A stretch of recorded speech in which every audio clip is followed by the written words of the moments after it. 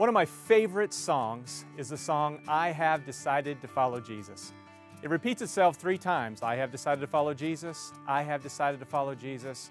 I have decided to follow Jesus. No turning back, no turning back. I believe this song is very popular in the minds of lots of people for 2 reasons. First of all, because it defines discipleship, and second of all, it defines leadership. What does it mean to be a good leader? It means you must be a good follower. In fact, to be a godly leader is to follow the greatest leader that ever lived, Jesus himself. You see, no leader has ever left a deeper, more well-defined footprint than Jesus himself. His leadership legacy is unparalleled by anyone. If there was ever a leader who could have achieved mountainous success all by himself, it was Jesus. But guess what? Instead of serving alone, instead of leading alone, instead of ministering alone, Jesus surrounded himself with a team. My gymnastics coach believed in the power of a committed, united team.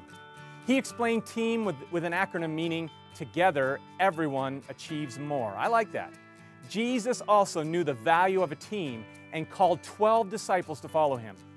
In Luke chapter 6, 14 and 15, he gives this roster, or this lineup of his leadership team. You have Simon Peter, Andrew, James, Philip, John, Bartholomew, Matthew, Thomas, James son of Alphaeus, Simon the Zealot, Judas son of James, and yes, Judas Iscariot.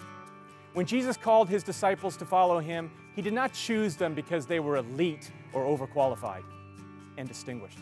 This group of men was far from perfect. In fact, maybe you've heard the old saying, God does not call the qualified, he qualifies the called. Each of these men had character flaws, questionable pasts, and unresolved issues. The irony of Jesus' choice in team is the fact that he went against convention by choosing those who Paul in 1 Corinthians 1, 28 through 29 calls the lowly things of the world and the despised things and the things that are not, so that no one may boast before him. Where others saw problems, Jesus saw potential. Who's on your team? It is important to be prayerful and patient when building a team. It is easy to only reserve space for the best. However, Jesus teaches us the value of investing in those who have room to grow. Sometimes the greatest contributions come from unexpected team players. Today, why don't you invest time in developing your team?